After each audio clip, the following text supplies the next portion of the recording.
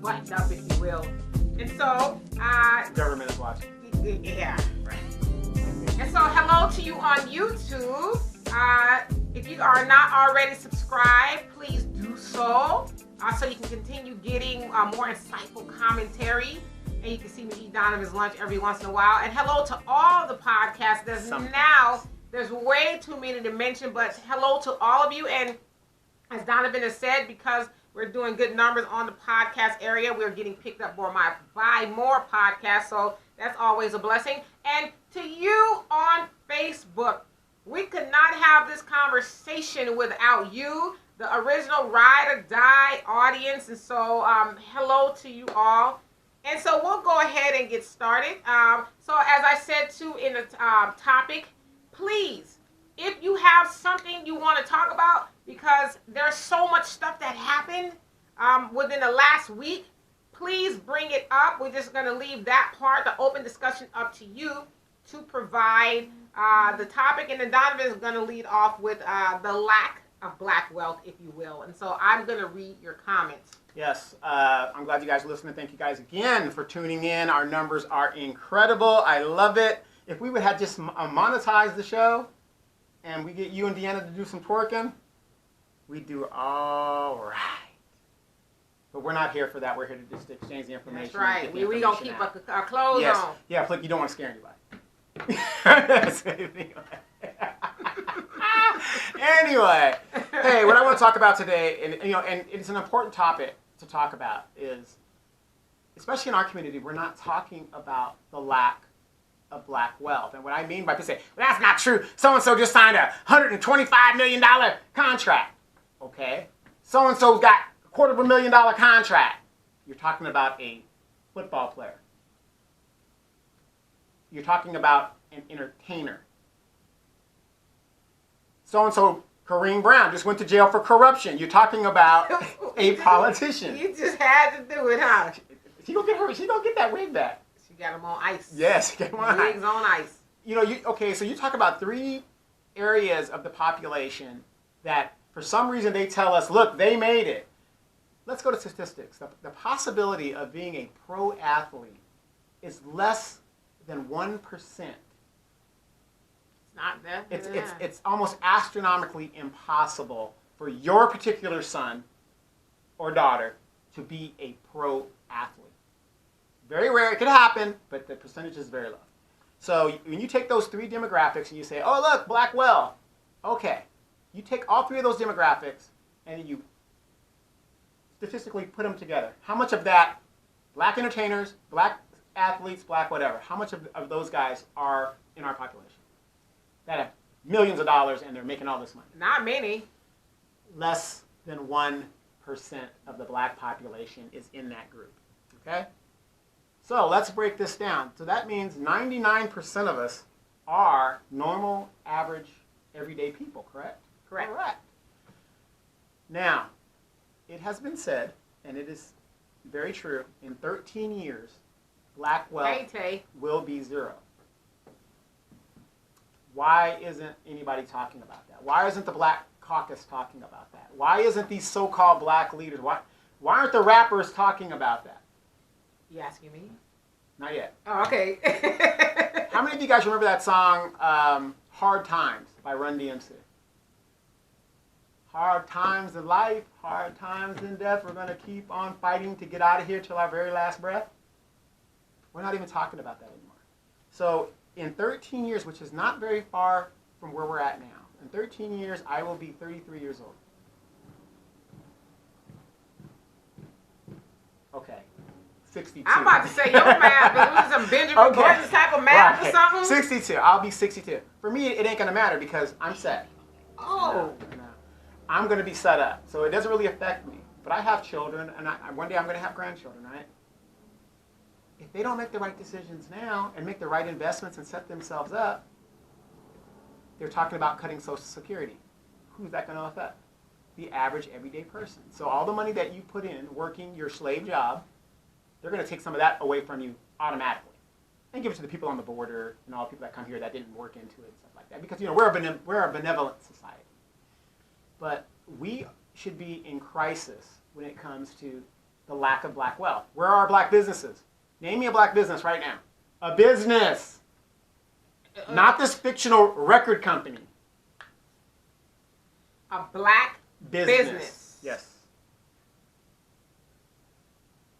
I mean, listen, I'm getting too old for y'all to be trying to put me on the spot. There's plenty of black businesses. I mean, we got hair shops. Right, I got my hair cut by a black business yesterday. Okay, looks good though. How you just not used to I just noticed all that hair cut off? Yeah, I wasn't paying attention. You know what? I was thinking of Deanna's hair. I'm thinking, oh, she's got that big old bush. Right. There's plenty of black businesses. No, I'm talking about like corporations. Oh, corporations. We're talking about businesses that are business. There's not as many as it's not near enough as white business. Well, what about Michael Jordan, Charlotte Hornets? That's not a business. I mean, I get where you're going. Okay. I get your point. So if we don't have a business now, what are we going to have in 13 years if we're not setting these things up? You asking me? I'm asking you now. Okay.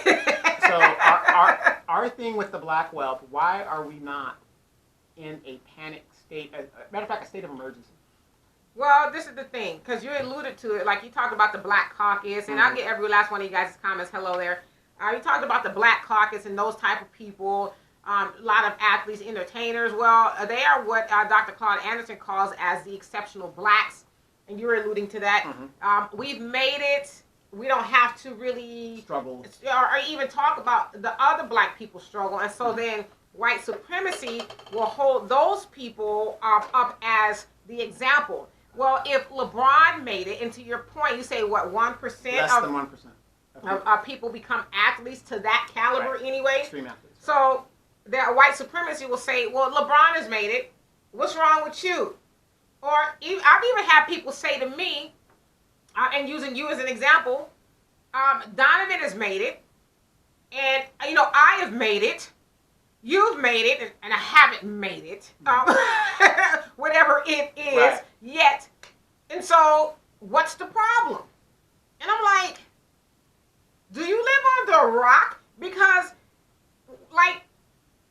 we need to start thinking, and this is why we don't talk about it. This is to the point. This is why we're not talking about it, is because we don't talk about it as a collective. Even the most black people who are struggling, we look to your Jay-Z's and those type of people. Oh, well, Jigga can make it. I can make it too, and this, that, and the other. But the collective of black people are not making it. And to your point, in less than 13 years, there is going to be zero black wealth. It is already that black people have, on average, and this is not every black household, because we probably know a lot of people, black households, who don't have $15,000 of wealth. Now, when you say $15,000 of wealth, that means you don't have debt. That means that you actually have this $15,000 working for you. So that is the average wealth of black households, is $15,000 to that of $170,000 of white households. Now, what is the government statistic of poverty? As far as black people? No, just poverty line. What's the poverty line in the government? It's as far as money, isn't it like $1,000 or less than that? You are considered poor or a poverty if you're less than $15,000. Oh, okay, I got it. I thought you were talking about as far as what people actually have. Right. Less than $15,000. So you mean to tell me black people's average wealth right now is poverty? Well, that's not a secret. Well, that's what I'm saying. Right. Why aren't we alarmed by that? These are the numbers we're giving you. This is the government numbers. Right. Well, so this is the other thing. I got thrown off by Al's comment about my damn outfit and my shoes. I'll tell y'all that story in a little bit. So anyway, I'll make sure I get you guys' comments. So we also know it as a fact that there's $1.3 trillion in the black community. So we as black people in America realize and earn, rather, $1.3 trillion a year. Okay, that's a fact. And it's growing. However, we are giving almost all of that away to the tune of 97%. We're only keeping 3%, which answers why we have, on average, $15,000 of black wealth. And that's not all of us. That's only a few people who have that. So the problem is not that we don't have the money, it's how we are using the money or not using the money. We are continually making everybody else rich. And so to your point of 2032, when Donovan is 33, we're not going to have any money. Despite what people say, despite what the Black Caucus is or is not saying, no matter how much money LeBron has, Jigga has, and anybody else, the collective of black people are not going to have any money. Then what do we do at that point? Well, I mean, what are we doing now? Nothing. Nothing. So you're going to do more of nothing.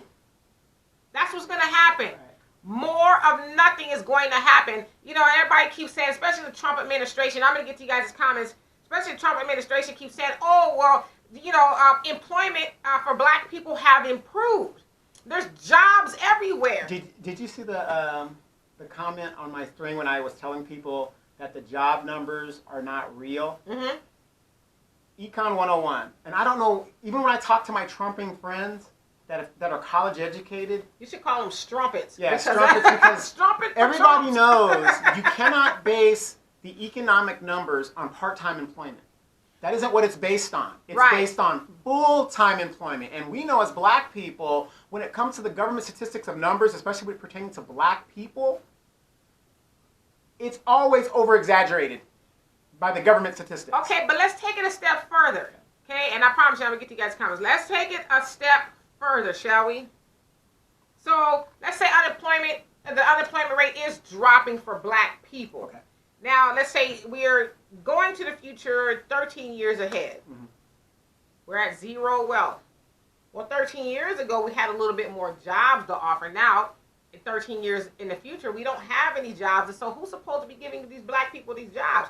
I mean, we're already struggling to get jobs from the other people who own jobs. As I say, you can't walk into Maxi Foods, which is a Mexican grocery store out here, and get a job. They don't have one Negro. Or El Super. Mm-hmm.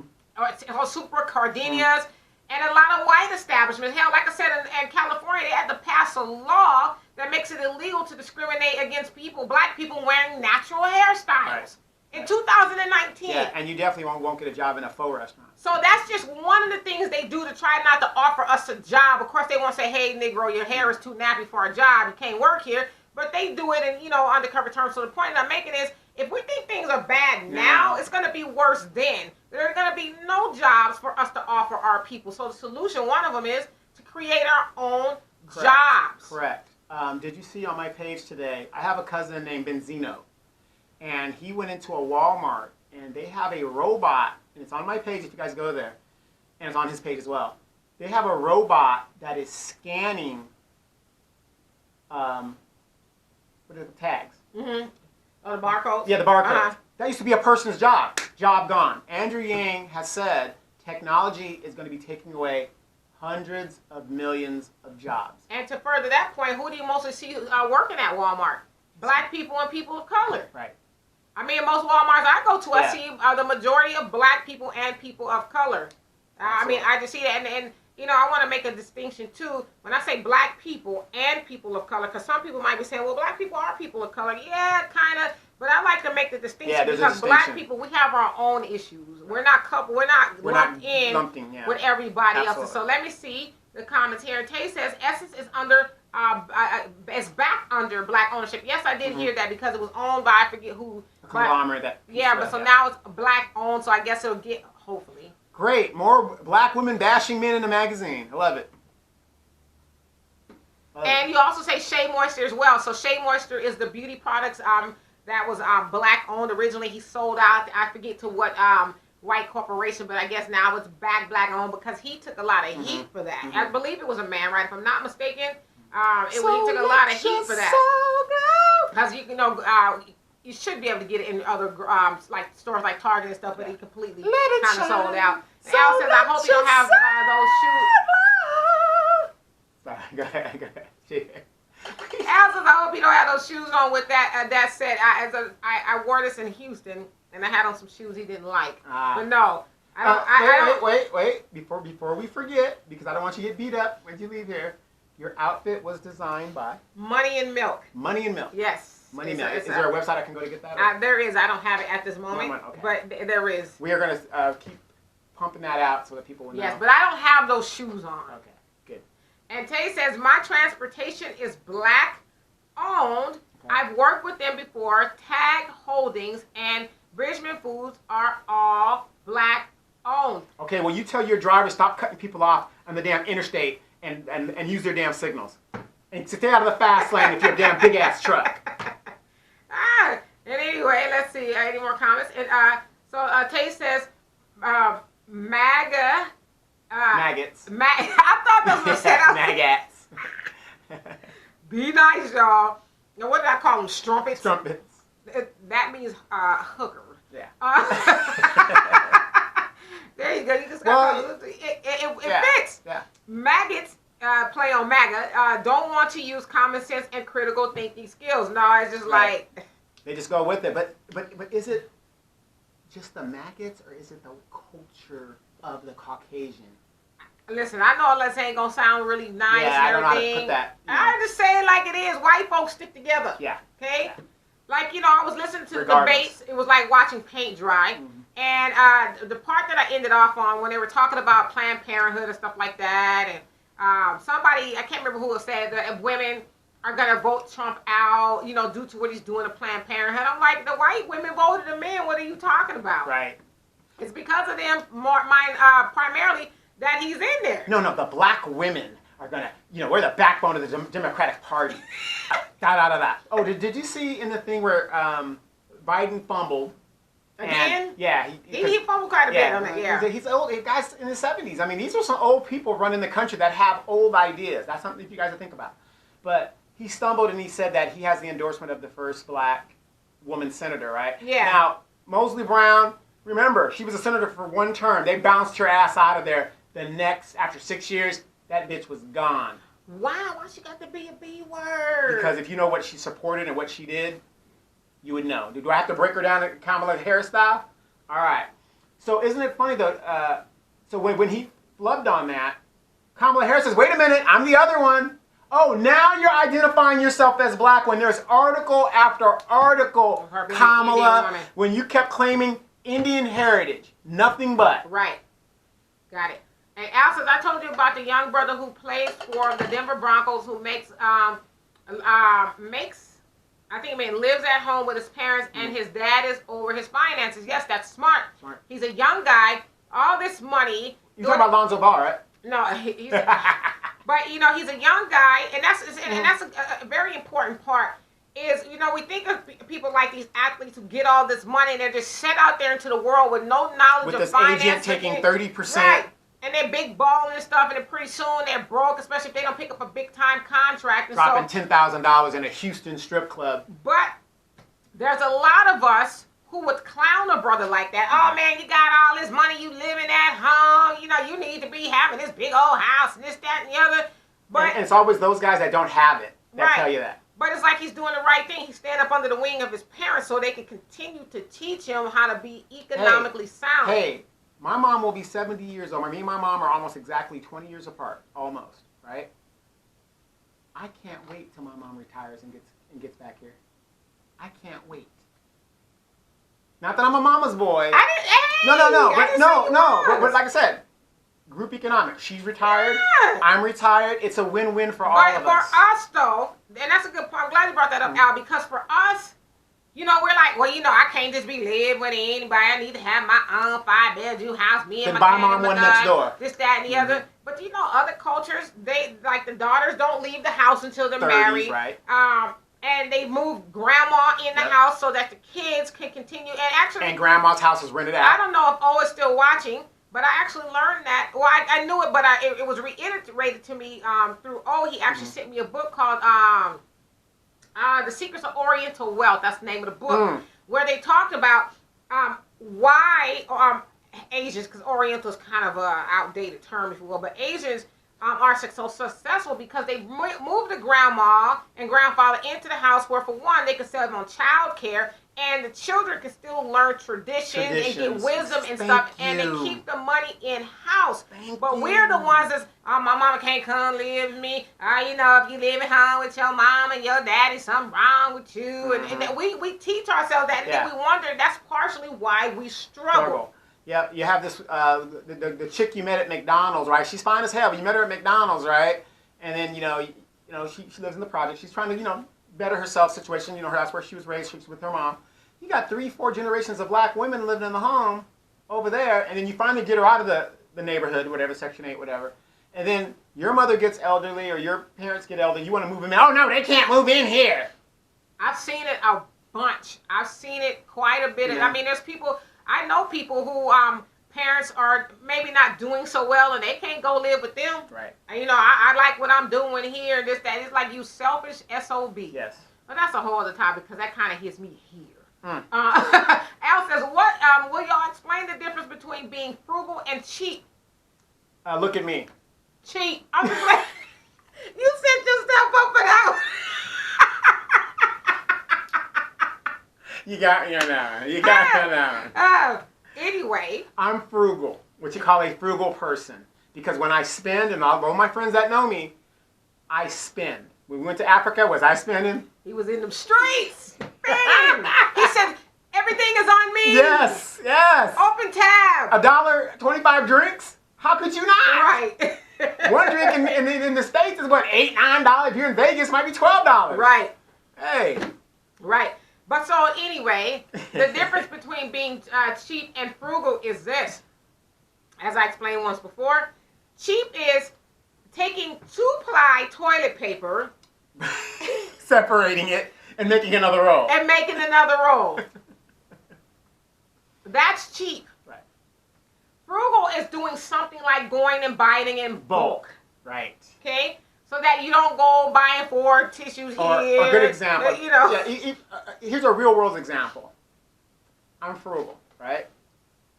When Dee came over, I was installing a solar IP internet camera in my backyard. Solar. Doesn't cost me anything. Right. It's out there, you put a little battery in there, it's good. That's frugal. Right. Because in the long run, it's going to cost me. I paid a lot of money up front for it. Right. But it's going to save you in the long run. That's frugal. That's frugal. So, we know people who are cheap. I saw this extreme cheapskate type of thing show, and the lady, the kids, she made them salad with ranch dressing. They didn't eat all the ranch, so she scrapes the extra ranch off their plates back into the bottle. Now that's disgusting. Remember, but that's cheap. Yeah, but no, okay. So I'm just putting this out here for you guys that are listening. You sure it ain't your true story? No, it ain't a true Hollywood story. Remember our grandmamas and stuff like that when all the big kids drank all the milk, and they were like, "You better put some water in that shit." Now that's cheap. Is that cheap? Is that frugal? That's cheap. Okay, I want some clarification. No, that's cheap because nobody want no water. Right. Cornflakes. I come from a very big family, but then and by the time that's all you had is liquid. Yeah, but by the time it got down to us, when the big kids got done eating, and it got down to the younger kids, put some water in that milk. We had to take carnation milk and cut it. Yeah. With the water and mix it. But that's kind of doing what you had to do type survival. of thing. So that's the difference. Okay. I hope that explains everything. And let's see, Tay says, Biden got on my nerves during the debates. He knows he has some black church votes, and he knows it. Yes, He did say that. He says, and I'm paraphrasing, but basically, why you think all these black people? Older black people. Most. I know he said I got the most black votes. Why you think? Because they trust me. I was like, older black people. Me and my daughter was listening to that, and I was like, and he's telling the truth. That's the cold part. He's telling the truth. You know. And let's see what else we have here. Hello to everybody who may or may not be watching at this point. And Tay also say, we are the only group that forces our kids to struggle. Yes, we do, and we're proud of that. We're proud of, well, shit, I kicked his ass out the house when he was 18. Shit, the minute he turned 18, we blew them damn candles out, and he had to go. Yeah, see, now, I agree, but I disagree. Well, yeah, but yours is not to that degree. Right. What I'm saying is, I want, especially young men, they need to step out and separate themselves as young men. And if you don't make it, yeah, you come back home and you gather yourself, whatever. But you can't call yourself a man and you've never left home. Right. Well, and the thing is, and I know what Tay is talking about. Hey, Todd, I'm going to get to your comment in just a second. But Tay is talking about, though, and this is huge in our community. We do that. I can't wait till they leave. Yeah, we set our children out to struggle. And it's like, you ain't taught the kids how to survive in the first place. But yet now, because they're chronologically an adult, you want to put them out in there to struggle. And they don't have the tools to survive. And the cycle never breaks. And they teach their kids struggle. And then you wonder why they get involved in the drug game or something like that. Yeah, I'm one of those people. Let your kids stay at home for as long as they're productive and doing something positive. If you have the means to help them, because that's what every other culture does. Help. My daughter has a friend who's a little bit younger than her. He stays at home with his parents, and this dude is about to open up a second barbershop. Okay. Because he's been able to. His parents are like, I'm not going to kick you out the house to try to struggle and get a job. I'm going to help you live your dreams. Right. And then he takes his parents to Hawaii and all kinds of stuff. Can I ask this quick? Does he have any children? He don't have any kids. Okay, then there you go. Then but that's what I'm saying. Right. He set himself for right. So they set him up to succeed. Because and this is what I was having a conversation with my daughter's father about her. I said, you and I, yes, she's an adult. I said, but it's our duty. She doesn't have any kids, anything like that. It's our duty to make sure we set her up for success. Because if we do that, then it comes back to us. Not that's because why we're doing it, but there's no reason for us to set her up for failure. Now the difference in that, and I agree everything what you're saying. The only thing that I want to codify is the fact that you don't mean we let these kids just run hellion. I didn't say run roughshod. No. They fucked up in school. They're not paying attention. They kept getting in trouble, and now they're 18, and we keep them in the house anyway. What you're saying is like it's like kind of like what Tay's doing. Her boys successful. They're doing what they're supposed to do. She's giving them the tools that they're going to need for when they do step out. It could be if they're 30 years old. Yes, and but. Okay. The but is Tay though has taught her children to be successful people from probably the cradle. Right. It didn't start when they were 18 or she allowed them to, not saying that they ever have, but to, I'm just saying hypothetically, mess up and do this, that, and the other. And then like, okay, you got to go. And she didn't teach them the necessary skills. So some of that's got to be on the parent too. If you got a child who is wayward and not doing nothing, not productive, you let them stay on the couch and play video games and not go to school and all of that. Pops Wilder wasn't having that. And now you tired of them, now you want to put them out the house. That's wrong. You got to own some of that too. Yeah, that's wrong. Right. But Pops Wilder wasn't having that. He looked like he can still whip some ass. And Todd says, what are the religion or way of life of the host? It kind of helps me grasp your mindset in a statement. So you want to go ahead and answer first? You want me to answer? So he wants to know what our religious outlook is, or I guess what are we? Answer first. Okay, so I'm not religious at all, Todd. I have spent a plethora of years in Christianity. Before that, I was born into the Nation of Islam. So my father is of the Nation of Islam and has been for about 55 years now. Converted to Christianity when I was about 12. Got out of it about maybe 6 years ago or so. So I don't ascribe to any religion at all. However, I do realize that there is a higher power. I just do not subscribe to Christianity for a whole host of reasons. I don't go to church at all. My church is knowledge, if you will. Sure, absolutely. I go to the church of knowledge, which is usually in my house. Right. And then me, I'm a hardcore Catholic. Born and raised into the Catholic Church. My father's a Methodist. My mom is a Catholic. Grandfather, all things like that. But I ascribe to Islam. Okay. Sadiq. Yeah. I hope that answers your question. And Al says, I have a friend who was married for over 20 years, and the mother-in-law had to come live with them because the other siblings aren't helping the wife. The wife feels she doesn't have any time for herself and needs a break. The husband is not helping, and that's his mom. Well, that situation is not uncommon. You do have a situation where the parent needs help, and all of the siblings aren't on board for a lot of reasons. For one, they're selfish, Right. or maybe they're just busy. And so in this situation, the husband, it's his mom, but he's not partaking in helping either. And that's bullshit. It is bullshit. However, Good. I'm going to say this just coming from a woman's standpoint, that when you marry this man, that's not just his mama, that's your mama too. Exactly.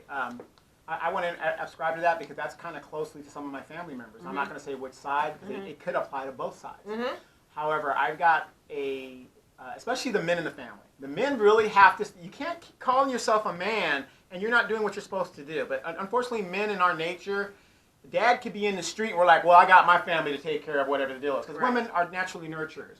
However, like I said, I have this going on in my family. I have uncles that will do for their spouses' people without question and fail and won't do for their own. Right. And that's wrong. To me, that's typically wrong. I agree. You should be able to do both. But this, and I agree with you. And I think the other part of that is if you are married, to say you're a man and you're married to a woman who is okay with you only helping her people and not helping your mama, she's a part of the problem too. You should never want to be married to a woman who's okay with you doing for her and her people. And seeing your mama and them out there struggling, not providing your mama and them ain't on no bullshit. Excuse my French. Well, you got to remember, you only got one mom and dad. Well, I agree with that, and I agree with that. But I'm saying, if you're married to somebody, your partnership, if there is no, well, that's his mama. That's your mama too. Right. Yeah, you're supposed to be one. Remove the in-law. That's your mama too. Right. You're like you said, you are supposed to be one. Yeah. Well, one thing I can say, when I was growing up, I was kind of confused. You know how when you try to figure out your family tree and stuff like that? I couldn't tell who my mom's mom was. Because, both of them were my grandmother. Right. But she was just as close with my dad's That's how it's supposed to be. mom right. as she was with her own mother. Right. And that's why I'm really close to my dad's mom. And Tay says, not just that, they start to accumulate debt. We have to give our kids the room to set themselves up, and we have to give them the tools to grow as adults so they can step out in the work. I think he meant the world. I hope it's world. With an advantage. That's what it's about. Like but I don't know where we got that from. I guess I'd have to really research and see where we got. We absolutely must make our kids, because we think that making the kids struggle makes them strong. Struggle does make you strong. Something, but to actually put them out there where they get destroyed. Because then they end up doing stuff they wouldn't ordinarily do. Like you said, turn to selling drugs and selling other stuff. And, on the pole. It's hard. And I thank God I've had some hard times, but I've never had times hard enough to where I didn't know when I was going to eat next. So imagine being a child, I'm saying your child is 18, put out there to survive, and they don't know what they're going to do to eat because you cut them off because you grown now. Well, imagine what they'll try to do to survive. Well, I can say this. I have cousins right now. They claim to be my mom's maiden name, and yet, so every time you hear about like a stabbing or a shooting or a killing by this side of the family, they think it's my grandfather's people. They identify because they have the name. Yeah. Those aren't them. That isn't my father's children. Right. These are other people. Right. And that's another thing too. It's like nobody wants to stand up and say, and it's really sad for my cousins because nobody, some of my uncles maybe might be, they're trying to live their lives, whatever, but it's like, okay, better example. My brother lives in Mississippi. My nephew and his mother are stationed out here. She's married and, got a little brother and stuff like that. And even though her youngest son is not of blood of mine, I was raised, there's no difference in children. So even though the older son is my nephew by blood, I treat the younger son just the same. Got to. Okay? But my brother's not here. I take it upon myself to do as much as I can for my nephew when I'm asked upon or if there's something that I want to do. Because you're the uncle, not just in name. Exactly. You're the uncle, and you're supposed to act in the stead of your brother. Exactly. Right. Because at the end of the day, him being out here, and he, let's say he does fall into drugs, which I would kill him. Let's say he falls over here, he runs with the wrong crowd. I'm responsible for that. Right. At the end of the day, I'm responsible. I can't really blame my brother because he's in another state doing his thing. I'm responsible because I am the lead family member that is out here. You're the man in Right. his life. Okay. Exactly. And Tay says, I taught my kids how my parents taught me. I don't think that I'm successful, but my parents taught me good work ethics, discipline, humility, and obedience. And if What did she say? She ain't successful? Well, girl, you're balling. Herman, get those kids out so I can move in. Tay is being very humble, but Yes. she's right. Those things that she mentioned are what's necessary. I'm waiting for Dominic to graduate, damn it. Those things are necessary, and those are things that people need to start teaching their kids, like we were taught back then, but people don't do that anymore, right? And then they want to make excuses for when their kids shoot up somebody, right. And they're like, well, yeah, it's too late at that point. Did you teach them any different? It's too late at that point. Right. I mean, I have a gang of uncles. You mean to tell me, and all of them still live in that little small town that I was born in. You mean to tell me out of all those uncles and relatives that all live in that same town, nobody had a positive influence on these kids and stepped in and said, this is right and this is wrong? Yeah, that needs to be examined. Wow. And Al says, hey, Donovan, an ex's young nephew plays for so he said his ex's nephew plays for Buffalo Bills. Oh, okay. And when they came here to play the Texans last year, his dad requested 27 tickets. Each player received the only two tickets. Oops. Only 2 tickets. Demetrius said, tell that man to call me.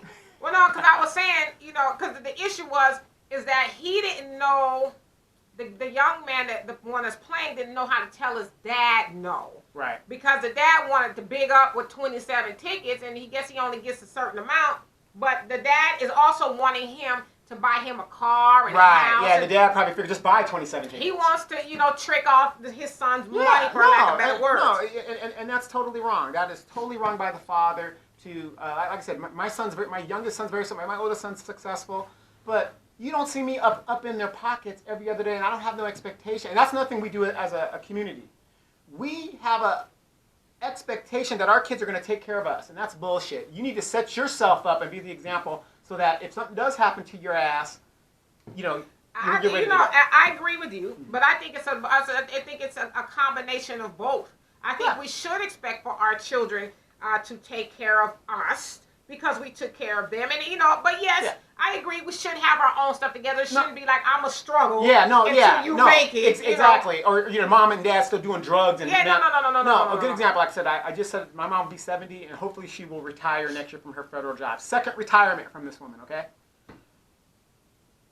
When she comes here, everything that, let's say something bad happens, it's already set up. All I have to do is execute. But how did you get to that point though, to be able to do that for her? What do you mean, like, it's taught. But it's taught. Yeah, or organizational, it's teaching. You were taught that from somewhere. You didn't just say, well, shoot, mama, I got my stuff. Yeah, God forbid, loved one. You doing all right, ain't you? A loved one drops dead. You can't find the insurance papers. You don't know how this is going, or, you got to bury him. You hear all these horror stories. You're like, wait a minute. Grandma was 70, 80 years old. What do you mean you don't know where this stuff is? And, and this is because I'm like a lot of people who have lost a parent.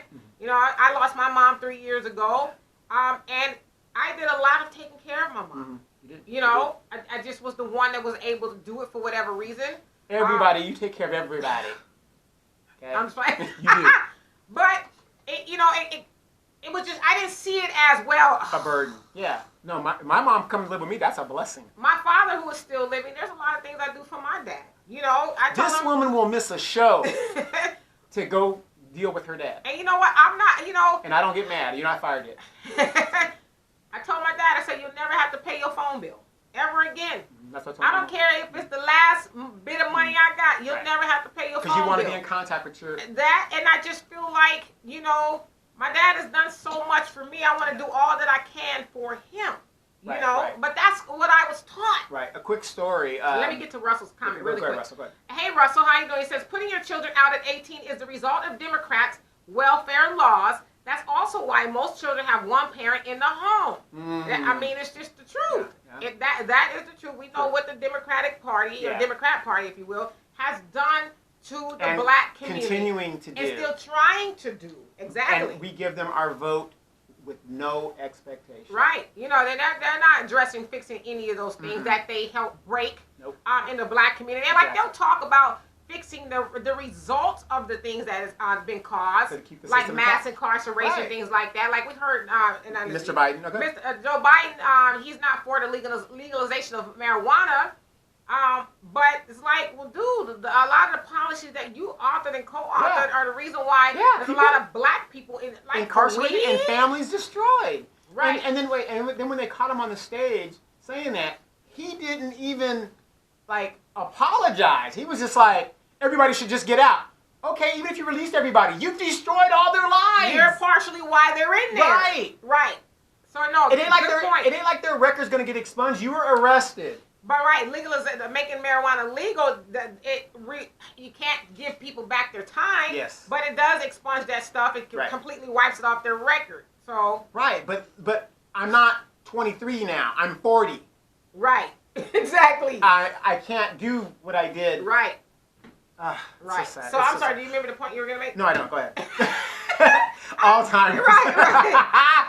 I just saw Russell's comments sitting there, so I didn't want him to continue to wait. I don't see any more comments, but now, just really to your point, we gotta stop doing that to our children, because our children are the future. They are. They are. I know it's cliche and kind of sappy, if you will, but it is. And the children are our future, and if we don't start teaching them things, we won't be able to leave them a legacy. Like a lot of times, like the best legacy to leave people is money, bar none. But also the other good legacy to leave your children is wisdom and knowledge and tradition on how to further what you've built. And you talk about this a lot. Donovan talks about this a lot, as far as, let's take for example, grandma up and dies. Mm-hmm. Grandma, as both of my grandparents were domestics. You guys don't know what that is. That's women who went into white people's homes and cleaned homes, took care of kids, and the whole nine. Or took care of grandma in the white person's home. All of that. So that's what they were called, a domestic, right? In fact, my paternal grandmother was a domestic of Jamie Lee Curtis. Yes. In case you guys cared. But so grandma who was a domestic. She's cleaning and she's doing this and she's saving all of this money to buy a house. Grandma dies, and what do? We sell off grandma's house. That was been in the family for at least not 6 generations, but let's say 6 decades. Two or three generations. 6 years. Yeah. Right, 2 or 3 generations. And grandma's house is gone. Why? Because we want the money. Well, for one, we can't get along. So let's say it's 2 other siblings. We can't get along. Well, I just go ahead, let's go and sell a house so I can get my money. I can go do something. And it's always the spouse of the... Can you repeat that again? It's always the spouse that isn't like the in-law that's married into the family that's influencing the brothers so much to say about the situation that really inflames the situation. Because I'm going to give a quick story real quick. Mm-hmm. My mom is the oldest of 12, 8 girls. Now 8 women sitting down to decide what to do about their father. That's going to turn the WWE up in there. Man, now my mom being the oldest, by common sense, she should be the next in line to make the overall decision. You would think. Right. It doesn't work that way anymore. So every time these people get into it, right, and they're brothers and sisters. Now, I have uncles that are 3 days older than me. Okay, so we come from a really messed up family. I would say so. Well, we're all in that range. So I always have to look at myself and say, they might say a few choice words to each other. I gotta say, oh my God, are they disrespecting my mom, or are they having a sibling fight? Because you got my other cousins want to put their 2 cents in. I gotta tell them, shut the fuck up, get out, because let these brothers and sisters fight so that we don't have to break up the family. You see what I'm saying? These outside dynamics come in and they think, oh, my mom ain't gonna be disrespected. No, shut the fuck up and let them do what they got to do. Right, and so that to that point, we're taught to be divisive instead of divisive, saying, well, what's good for everybody? It's good to keep grandma's house in the family because we didn't need the money until grandma died. Now all of a sudden everybody need all this money, and we need to sell our grandmama house. But what happens if somebody doesn't have a place to stay? Well, why not let's turn this into a rental property and we can all be getting some sort of income. Nobody gets to stay there but the rental. Right, or if somebody did need to stay there, you pay the rent. You know, which we know doesn't work. That's right, why. That's why I say get a stranger and then split the money. Right, but in some cases it does work. Yeah. But the point is, you're keeping grandma's hard-earned legacy, if you will, in the family. Because you know how hard it was to get a house out of the neighborhood. You know how many floors grandma had to scrub to buy that house, and shirts she had to iron. Right. Jeez. And so Russell, you also say, thank you. I think you meant why I refuse to vote for Democrats under any circumstances, and that reminds me of a conversation I had with my nephew, who I'll talk into that in a minute. And Al says, Donovan, I have a friend who cut his son off after giving him $1,500 when he moved back home, and when he asked for the money back, his son cussed him out, and through his dad's pass in his face, the daddy said that he was through with him and his grandson. So basically, because I know the story. What did the grandson do to deserve to be cut off? Okay, hold on a second. Let me say this though, because what happened was his friend, who is the father, loaned his son $1,500 to go handle his business move because he wanted to move to a different state. This is what he asked for, and he gave it to him out of his savings. So then, when the dad was like, "Okay, son, you're on your feet. Kind of ain't heard from you. I need my money back." The son says, "Well, I'm not giving it back to you because of what you did in the past. You wasn't there for us. This, that, and the other, blah blah blah." So the father said, "Okay, I'm cutting him off, and not necessarily just cutting the grandson off." Right. But the way that he talked to me and stole my money, he better have everything. He talking to me like a man who don't need me ever again. Right. So it wasn't that he was cutting the grandson off. It's like he just better not ask me for nothing from me, never no more. So I mean, I kind of agree with that, you know, because I wasn't all of that when you was asking me for my $1,500. Right. See, but then that goes back to once these kids are grown. It's always been my policy, and again, I'm gonna say this on the show: I do not and will not ever again give money to friends and family. Donovan's been burnt. Yeah, I mean, I'm not doing that. And like I said, even if my sons, you know, if they're doing something, I'll give to them and help them out. But if you know your son's kind of, you know, you should know the situation. Yeah, I mean, of course, you're not going. My dad always says, "I'm not going to help you do nothing." And so when you have children like that who don't want to do anything, but they're constantly wanting you to give them something. No, I need to see you go make it do what it do before I help you. Because me helping you is just hindering you. In our actuality, hindering you to become from becoming who you're meant to be. I can't be a crutch, and I will help you when I see you're putting just as much effort in. But yeah, I mean, my youngest son, University of Arkansas, he's a Razorback, going for his master's degree. He gets his stipend from the government because of my service and everything like that, which is great. More power to him. He knows better than to come ask me for money right now when he's getting a stipend because of my service. Well, not only that, because then you're going to be like, "I'm sorry." Right. What you've been doing with your money. You're getting $1,000 free you didn't even earn. Right. Right. What you doing with your money? And you need more money from me? That ain't going to happen, son. Or at least get a good reason as to why, because he might need it for something. Exactly. You know, that's what I'm saying. He knows he can't come to me with no bullshit. Yeah, he got to come to me. What happened there was, you know, I bought a Jaguar and I'm throwing bags on an airplane. Could he have a Gucci belt and ask you? Could he buy him a Gucci belt and ask you for some money? He better get him a Darth Vader belt like me and my brother had in 1977 when Star Wars broke out. We thought we were the shit. And so I don't see any more comments, and so I'll address actually what Todd was saying about why he doesn't vote Democrat. I was having a conversation with my nephew, who is very highly intelligent. Handsome too. Yes, my nephew Chris. I want to say this, Chris. And he says, "I'm not voting for Democrats." He says, "I'll entertain Andrew Yang because I like Andrew Yang." Well, who wouldn't? He's giving you $1,000. Right. He says, but other than that, he says, I'm just telling you what he said. I probably shouldn't have said his name in case some people want to give him some hate mail. But he says, "I'll probably vote for Trump." He says, because, and I'm paraphrasing, but some of the things that Trump is doing is actually going to help black people, whether we realize it or not. Now, I know Trump has a lot of issues, and I'm, you know. He's a dirtbag. But it's not even just my nephews, a lot of people who, especially a lot of young black people who feel that way. You know, I'm tired of, you know, Democrats saying they're going to do this, that, and the other. And they don't we deliver. just, like you said, assume our vote. We give them our vote anyway.